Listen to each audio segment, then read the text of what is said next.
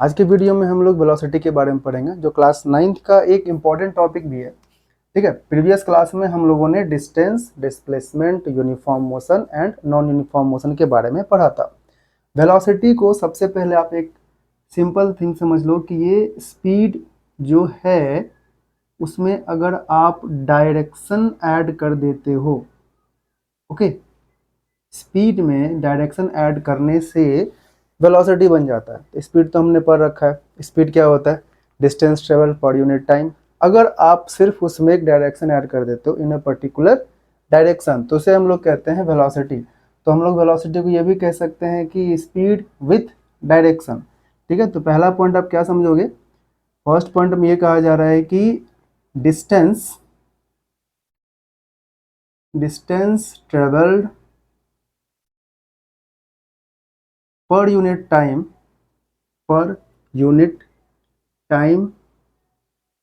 इन particular direction. ठीक है, particular direction, एक डायरेक्शन होना चाहिए और आप डिस्टेंस कवर कर रहे हो टाइम के साथ में, तो हम लोग उसे कहते हैं वेलोसिटी। दूसरा आप ये भी कह सकते हो displacement travelled in unit time या पर यूनिट टाइम। ठीक है, तो यहाँ तो कहानी समझ में आ गया कि डिस्प्लेसमेंट है तो सीधी बात है, आपको डिस्टेंस के साथ डायरेक्शन ऐड की जगह अपने डिस्टेंस के साथ जो डायरेक्शन ऐड किए थे उसके जगह हम लोगों ने सिर्फ डिस्प्लेसमेंट रखा है। तो displacement travelled in unit time को हम लोग कहते हैं वेलोसिटी। ठीक है, तो तीसरी बात ये होती है कि इसके पास एक खास बात होता है जो कि वेक्टर क्वांटिटी है। ठीक है, वेक्टर क्वांटिटी है। ओके, वेक्टर क्वांटिटी का मतलब क्या होगा, इसका डायरेक्शन भी होगा। किधर होगा डायरेक्शन, तो वेलोसिटी जो है वो अलोंग डिस्प्लेसमेंट होता है। इधर मतलब जिधर डिस्प्लेसमेंट का डायरेक्शन होएगा ना, उधर ही वेलोसिटी का भी डायरेक्शन होगा। यहाँ तक समझ में आ गया ना। हम लोग सिंपल है इसका फॉर्मूला भी लिख सकते हैं, velocity equals to displacement by time. ठीक, जिस तरह से स्पीड का जो यूनिट है मीटर पर सेकेंड या फिर किलोमीटर पर आवर, उसी तरह से वेलोसिटी का भी सेम यूनिट होता है, लेकिन इसमें सिर्फ एक्स्ट्रा चीज़ है, वो है डायरेक्शन है। ठीक है, आई बात समझ में। अब ये इतना सारा पॉइंट समझने के बाद आप ये समझो कि वेलोसिटी को चेंज कैसे कर सकते हो, टू चेंज वेलोसिटी। ठीक है, टू चेंज वेलोसिटी को कैसे बदलना है भाई। ठीक, हमें पता है ना कि स्पीड प्लस डायरेक्शन होता है। आपके सामने सीधा रोड है, समझ लो कि पूरा स्ट्रेट लाइन है, सीधा रोड है, आप उसमें जा रहे हो बाइक लेके या साइकिल लेके। अब क्या कहानी होता है कि अचानक से आपके पास आता है टर्न, तो आप क्या क्या उसमें ऑब्जर्व कर सकते हो, क्या क्या चेंज होने की संभावना है। तो अगर मान लो कि सीधा रास्ता है तो उसमें आप सिर्फ स्पीड को बढ़ा सकते हो, घटा सकते हो। तो वहाँ पे हम लोग कह सकते हैं कि नंबर 1 में अगर आप सीधे रास्ते में स्ट्रेट लाइन के केस में आप स्पीड को चेंज कर सकते हो। ठीक है, घटा सकते हो, बढ़ा सकते हो, साथ में वेलोसिटी को भी चेंज कर सकते हो, क्योंकि speed one of the component of this velocity. तो अगर स्पीड चेंज हुआ तो वेलोसिटी चेंज होगा। तो पहला क्लियर हो गया ना कि आप वेलोसिटी चेंज करना चाहते हो तो स्पीड चेंज करो in case of straight line. ठीक है, सेकंड केस में आता है कि आप नहीं चाहते कि आप स्पीड चेंज करो, चलो यहाँ स्ट्रेट लाइन नहीं रहेगा, आप नहीं चाहते कि स्पीड चेंज करो, स्पीड कांस्टेंट रहेगा। ठीक है, कैसे, आप चाह रहे हो कि आप सीधा जा रहे हो, आपका 40 का 40 स्पीड है, 40 किलोमीटर पर आवर, इतना ही फिक्स है, इससे ज़्यादा ना इससे कम। तो आप स्पीड तो बढ़ाए ना तो घटाए, ना बढ़ा ना घटा, तो वेलोसिटी में भी कोई चेंज नहीं आएगा। लेकिन वेलोसिटी का एक कंपोनेंट कौन सा है, डायरेक्शन। अचानक से आप थोड़ा सा टर्न ले लेते हो, हल्का सा टर्न, मतलब आप सीधा जा रहे थे साउथ के साइड में, अब थोड़ा सा टर्न लेते हो तो एक मिडिल पार्ट से आप निकल जाते हो, थोड़ा थोड़ा एंगल बना के निकल गए। जैसे कि आप सीधा जा रहे थे, ठीक है, 40 किलोमीटर पर आवर के स्पीड से, अचानक से आप थोड़ा सा चेंज हो गए, अपना रास्ता चेंज कर लिया, आपने स्पीड वही रखा, स्पीड वही रखा बट आपका डायरेक्शन बदल गया। ठीक है, डायरेक्शन बदला तो हम लोग कह सकते हैं कि अगर डायरेक्शन बदलेगा तो वेलोसिटी बदल जाएगा। तो स्पीड कांस्टेंट है, और अगर आपने डायरेक्शन चेंज किया है, ठीक है, डायरेक्शन चेंज किया तो क्या होगा, वेलोसिटी चेंज होगा। ओके, थर्ड केस में क्या है कि आप दोनों को ही चेंज कर दो। ठीक है, स्पीड प्लस डायरेक्शन दोनों को ही चेंज कर सकते हो। ठीक, सीधे रास्ते में जा रहे हो, टर्निंग आ गया, वहाँ पे आपने स्लो भी कर लिया, पहले तो स्पीड बदल गया, फिर आपने डायरेक्शन भी चेंज कर लिया, दोनों ही हो गया, तो उस वजह से भी आपका वेलोसिटी चेंज होता है। तो वेलोसिटी चेंज करने के लिए आपके पास तीन रास्ता है। पहला, या तो आप स्पीड बढ़ा दो या घटा दो। ठीक है, आप जा रहे थे 20 से तो 30 कर दो, या फिर 10 कर दो, या आप ब्रेक लगा दो या एक्सेलरेट कर दो। जो भी आप करते हो आपका स्पीड बढ़ता है घटता है, उस केस में आपने वेलोसिटी भी चेंज किया। सेकंड केस में क्या है कि आप नहीं चाहते कि आपका स्पीड बदले, आप जा रहे हो 20 किलोमीटर पर आवर के स्पीड से जा रहे हो। ठीक है, और यहाँ पे आप आपके स्पीड में कोई चेंज नहीं हो रहा, 20 का 20 ही है, और आप चाहते हो कि आगे भी 20 ही रहे और थोड़ा सा टर्न आ जाता है, तो आपने क्या किया, डायरेक्शन बदल लिया। तो स्पीड के साथ डायरेक्शन, इट मीन स्पीड तो ठीक है, स्पीड कांस्टेंट है, क्या चेंज हुआ, डायरेक्शन। तो स्पीड कांस्टेंट था, डायरेक्शन चेंज कर दिया, तो उस समय आपका क्या होता है, वेलोसिटी चेंज हो गया, सिंपल है। और अगर आप दोनों चाहते हो तो दोनों ही चेंज कर सकते हो, स्पीड और डायरेक्शन दोनों को चेंज करके वेलोसिटी आप चेंज कर दोगे। ठीक है, तो ये हम लोगों का कुछ हो गया वेलोसिटी से रिलेटेड बातें। अब इसके बाद आती है बात यूनिफॉर्म वेलोसिटी। ठीक है, यूनिफॉर्म वेलोसिटी क्या होता है, तो जिस तरह से हम लोगों ने पढ़ा था यूनिफॉर्म स्पीड के बारे में, याद है, यूनिफॉर्म स्पीड में क्या होता है कि equal distance in equal interval of time. Topic है हमारा वो है यूनिफॉर्म वेलोसिटी। ठीक, हमने क्या पढ़ा था, यूनिफॉर्म स्पीड के बारे में। अब यहाँ पर सेम वही कहानी है, इक्वल डिस्टेंस लगा रहा हूं मैं, equal distance in equal interval of time. But एक खास बात ऐड करना है, क्या, इन अ पर्टिकुलर डायरेक्शन। ओके, बस इतना ही ध्यान रखना है कि यूनिफॉर्म वेलोसिटी में और यूनिफॉर्म स्पीड में बस इतना ही चेंज है कि स्पीड में आपने डायरेक्शन नहीं ऐड किया था और यूनिफॉर्म वेलोसिटी में आपने डायरेक्शन ऐड कर दिया। ठीक है, तो ये तो समझ में आ गया यूनिफॉर्म वेलोसिटी क्या होता है। दूसरा हम लोग ये भी कह सकते हैं, इक्वल डिस्टेंस की जगह इक्वल डिस्टेंस और प्लस पर्टिकुलर डायरेक्शन की जगह, दोनों की जगह हम लोग रख देते हैं equal displacement. Okay, equal displacement in equal interval of time. देखो ध्यान दो, अब यहाँ पे हमने बात कर लिया है equal displacement in equal interval of time, तो आपको डायरेक्शन ऐड करने की ज़रूरत नहीं है। अब ये जो इक्वल डिस्प्लेसमेंट मैंने रखा है ना, इक्वल डिस्प्लेसमेंट का एक सबसे बेस्ट, सबसे अच्छा मीनिंग क्या है पता है, मोशन इन स्ट्रेट लाइन। ध्यान देना, क्या बोला मैंने, इक्वल डिस्प्लेसमेंट जैसे ही मैंने बोला तो आप समझ लो मोशन इन स्ट्रेट लाइन। क्यों, समझाता हूँ।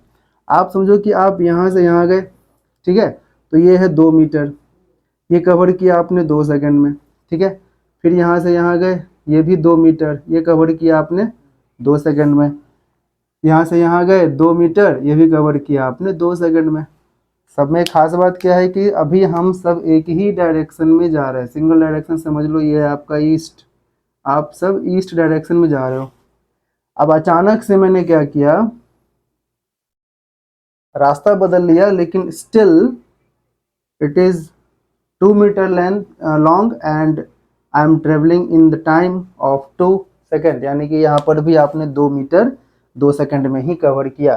समझ में आ रही है बात ना। तो अब ये बताओ कि यहाँ पर का डिस्प्लेसमेंट बराबर होगा, ये भी डिस्प्लेसमेंट बराबर होगा, ये भी डिस्प्लेसमेंट बराबर होगा, 2 metre 2 metre 2 metre in east direction.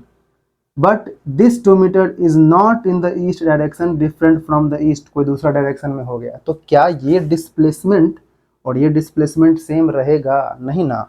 ये आपने ऐसे लगाया एक लाइन और मैंने यहाँ इसको ऐसे चेंज कर दिया, मान लेते हैं कि ये 2 मीटर है, ये भी 2 मीटर है, लेंथ बोलोगे ठीक है इक्वल है, लेकिन अगर ये डायरेक्शन तुम्हारा ईस्ट जा रहा है और ये डायरेक्शन सपोज कर लो कोई अदर डायरेक्शन जा रहा है, वेस्ट की तरफ रख लो या ईस्ट वेस्ट रख लो, ठीक है, ईस्ट वेस्ट रख लेते हैं, तो क्या दोनों सेम रहेगा? ये इसकी बात कर रहा हूँ, या ये और ये दोनों सेम रहेगा? बिल्कुल नहीं रहेगा, क्योंकि आपने डायरेक्शन बदल लिया है, ठीक है। तो इससे मैं रिलेट कर रहा हूँ यहाँ पे, इक्वल डिस्प्लेसमेंट कहने का मतलब है डायरेक्शन भी सेम होना चाहिए, ठीक है ना, तभी हम लोग उसको इक्वल बोल सकते हैं। अगर हम लोगों को डायरेक्शन मानना ही नहीं होता तो हम डिस्प्लेसमेंट लिखते ही क्यों, सीधा डिस्टेंस लिख देते ना।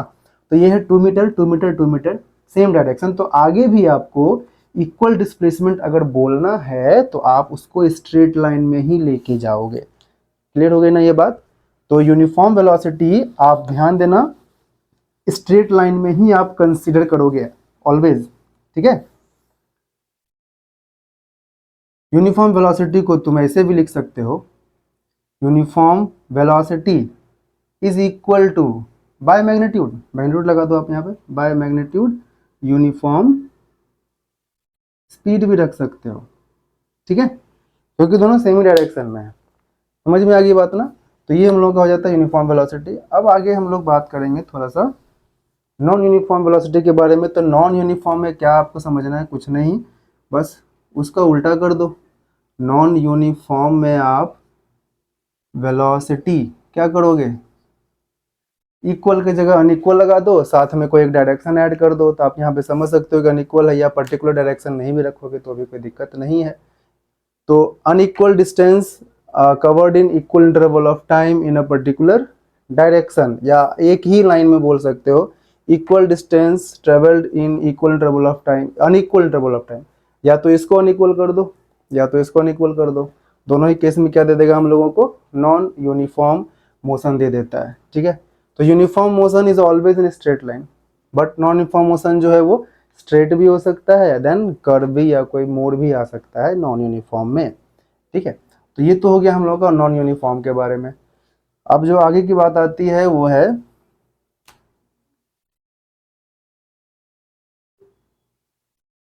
Average velocity. तो हम लोगों ने पढ़ा था ना एवरेज स्पीड के बारे में, एवरेज वेलोसिटी किसे कहेंगे? तो एक सिंपल सा आंसर है, डायरेक्ट फॉर्मूला से समझो, total displacement, total displacement by total time taken, total time taken, ये हो गया एक आंसर, ठीक है। या फिर बोल सकते हो कि total distance in a particular direction by total time taken, इसमें कुछ ये बात नहीं है। और एवरेज वेलोसिटी अगर आप निकाल रहे हो तो कोई ना कोई डायरेक्शन आपको देना ही होगा, कि ये वेक्टर क्वांटिटी भी होता है, ठीक है, एक डायरेक्शन आपको देना ही है चाहे वो किधर भी हो। अब इसी में एक बात आती है कि अगर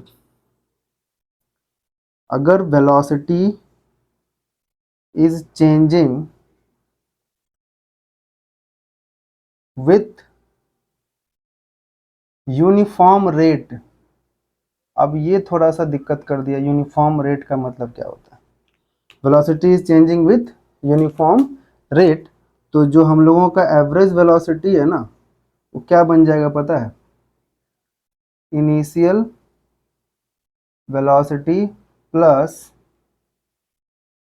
final velocity, final velocity divided by 2। ये नया फॉर्मूला आ गया, जैसे वी एवरेज आप लिख सकते हो, V average equals to initial velocity को हम लोग u से रिप्रेजेंट करते हैं, फाइनल को v से, डिवाइडेड बाई 2। अब velocity changing with uniform rate, ये हम लोग आगे के टॉपिक में ही पढ़ेंगे एक्सेलरेशन में। वेलोसिटी चेंज हो रहा है विथ यूनिफॉर्म रेट, कहने का मतलब अगर आप 1 मिनट में 10 किलोमीटर पर आवर से 20 किलोमीटर पर आवर जाते हैं, ठीक है, 10 किलोमीटर पर आवर से 20 किलोमीटर गए, कितना? 1 मिनट में।